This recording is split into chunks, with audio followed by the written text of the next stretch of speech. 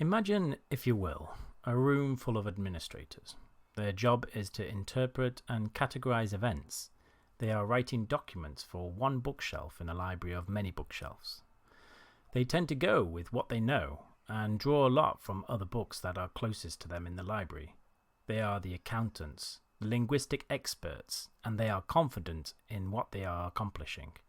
Their work is organized, methodical, and strict. The library is organized in such a way that anyone can find any record in a matter of minutes.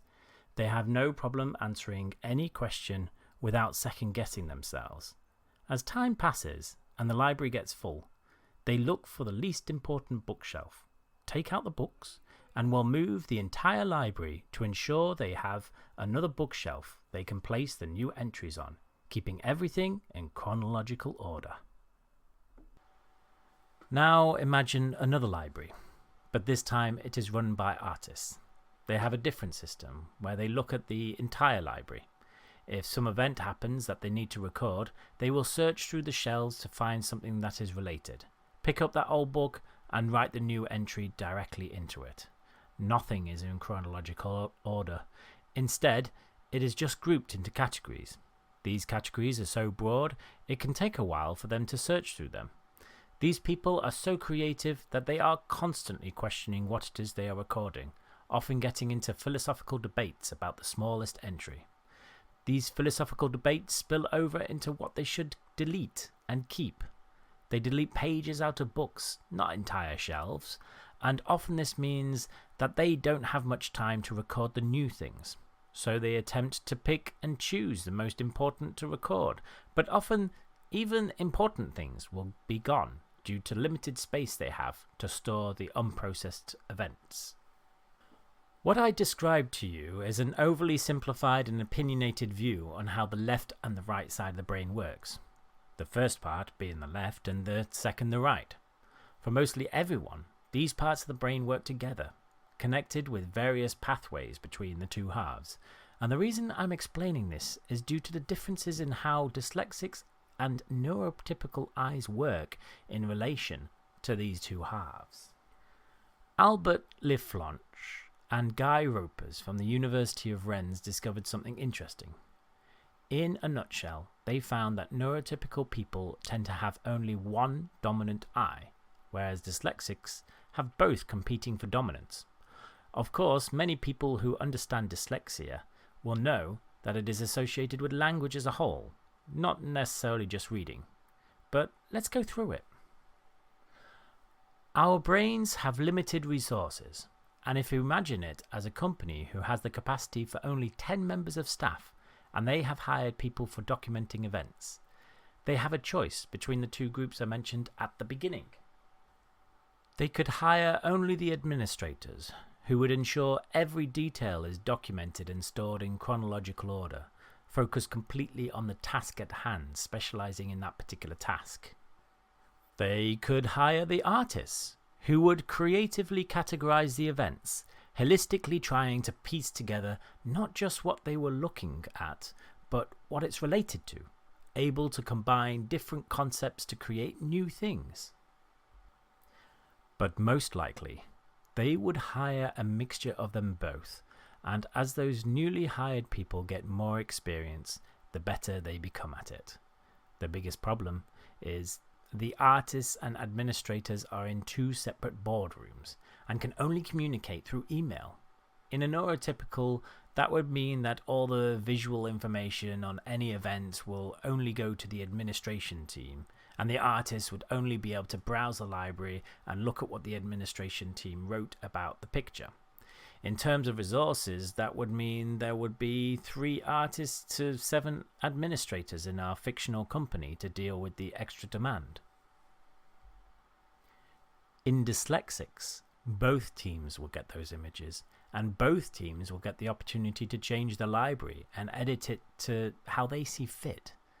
But because of the limited resources, there would be 5 artists and 5 administrators. This makes the artistic team stronger in a dyslexic mind, making them more creative, holistically minded, finding it easy to connect the dots and also find it easy to understand people, since they are able to look at more sides than one. But this uses more resources, where both teams are doing a lot of overtime to be able to keep up with the average neurotypical. The artists are much slower than the administrators, causing a delay in images being stored behind the administrators. The administrators and artists often record the same things twice, each team creating their own version, causing the dyslexic problems reading as the words seem to dance across the page as the delayed image is overlaid on the current one. The artists are often rewriting what the administrators originally wrote, since they disagree with the result. But as the artists get tired, they tend to make more mistakes than the administrators when they are in a similar situation. All of this causes memories to be altered by the artists as they are being called up again and again as the dyslexic attempts to understand the issue. The dyslexic looks at all possible angles they can, not only fixating on that particular thought, but also forgetting the actual words that have been spoken. This way of working soon manifests itself as a greater understanding of the subject on a deep level, but losing the ability to explain it. Besides recalling the information seconds after it had been given to them, since they have had no time to think about it, if dyslexics can't connect all the different segments of a topic together, then they struggle to explain the topic. Dyslexics need a deep understanding to be able to explain it even on a basic level. The artists in the dyslexic mind become experts in what they do, but regularly feel drained from trying to keep up with the administrators and the constant input of new experiences. Therefore, the dyslexic takes longer to learn a topic, but will retain that information much longer. For many people, they learn something in school and will forget it in 5 years. Dyslexics still retain what they have learned, still at the same level when they finish school, maybe forgetting only a few things. Dyslexics have great long-term memory, but terrible short-term. As a dyslexic gets older, they appear just like everyone else, since they have caught up, but their sense of time becomes distorted as current memories bleed into old, since their mind is constantly trying to find associations and connect memories together that could be years apart. If you know a dyslexic, you have undoubtedly seen them call someone by the wrong name, because that person fits into the same category as another in their mind, e.g. calling one of their children the name of their other child. In time, as those children grow in the dyslexic mind, so does the space they take, and therefore will fall into more categories, some of which are their own, and the mix-up becomes less and less. But those children will always be part of the dyslexic mind as those children take up more and more space. Even after they have grown, the dyslexic will still be able to visualize them as little children, since for the dyslexic, it doesn't matter if it was yesterday or years ago. The memory will still be the same. This all, of course, sounds so heavy, but in reality, there are advantages to these artists receiving images as well. Give a dyslexic a task to plan out a room and figure out where to put furniture from the pile that is dismantled. Most people will see the pile and be having to ask what the things are, and maybe using some software to decide where to put the stuff. The dyslexic recognizes the pieces of furniture. They may tidy the pile into different pieces of the furniture, but then they are able to visualize the size of the furniture and what it will look like in different places in the room without much thought. If a dyslexic knows programming and was assigned to make a module for a program they know well, they will naturally have in their mind every piece of that program and how it all connects together. You will see them easily write out code and creatively come up with solutions to challenges they may face while creating the module. They have a map of how the different modules in the program interact with each other, and it gives them a natural ability to connect them and ensure they aren't rewriting what already exists. But they may just rewrite it because sometimes it is quicker to just type it out rather than copy and paste. But often the positives are overlooked as society in general considers dyslexia as a learning disability rather than a different way of thinking. If you go back in time as recent as the 1990s, you will see parents being told that the dyslexic child will never be able to pass any exam, that dyslexics are generally stupid. This idea that dyslexics have so many troubles continues today as you search Google for dyslexic traits and are served a plethora of negative traits and no mention of what they find effortless. This causes many dyslexics to lack self-confidence as they are told all of this from a young age, causing them to feel that they will have to try harder to get noticed, and they develop little quirks that make them seem arrogant and pretentious. In reality, those are to mask the insecurity and feeling that they are less than everyone else, that they constantly need to prove themselves. In reality, if they have overcome the various challenges that dyslexia can bring, then they often do become highly intelligent. But it appears that NASA has confidence in them, as it has been theorized that more than half of the staff are dyslexic. Professor Julie Logan of Cass Business School found that between 20 to 40% of successful entrepreneurs are dyslexic, compared with 15 to 20% of the general population. The list of famous dyslexics are extensive, as a quick Google search can show you how many there are. So in reality, dyslexics really shouldn't feel less than, but the emotional scars suffered in childhood would often last an entire lifetime and mean there could be a high chance of them ending up in a prison cell instead. These frustrations of feeling inadequate can spill over into emotional dysregulation, showing anger, frustration, and low self-esteem. These intense emotions can cause emotional overload, but also potentially create greater pathways to be formed within the emotional networks of the brain, giving the ability to have stronger relationships, more empathy and compassion, pushing the dyslexic to have a greater need to do the right thing.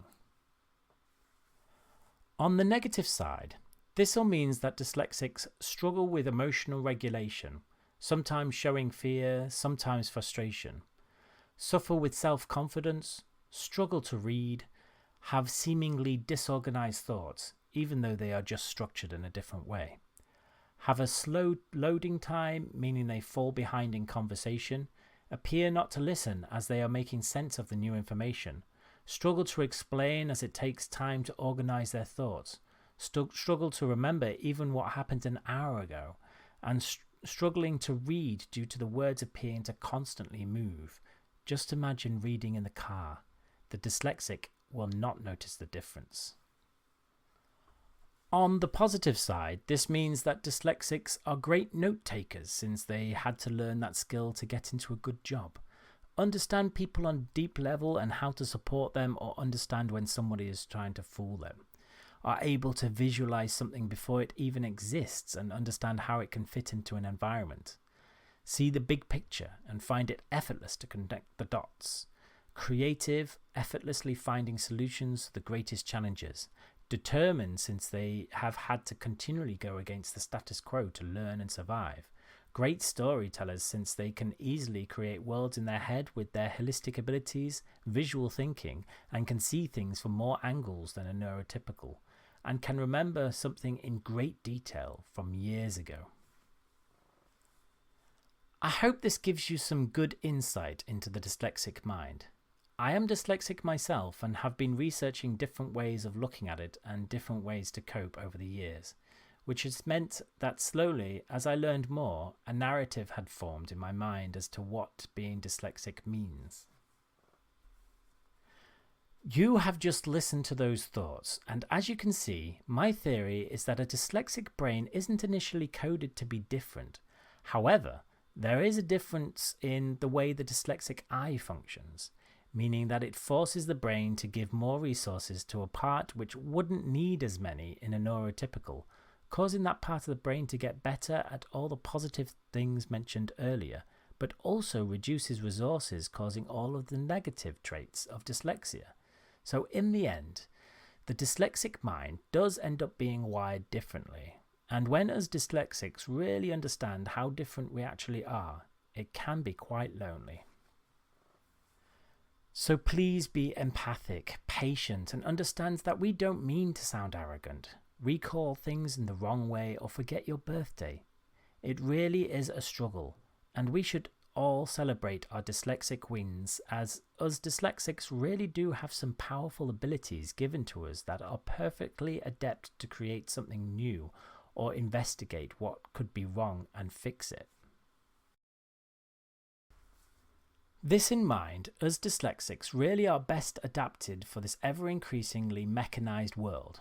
If more recognition goes to us and the education system adapts to ensure that not every child is taught the same way, then I can really see a future where more of us dyslexics play an important part in elevating humanity, with less of us in jail and more of us joining the ranks of many successful dyslexics before us.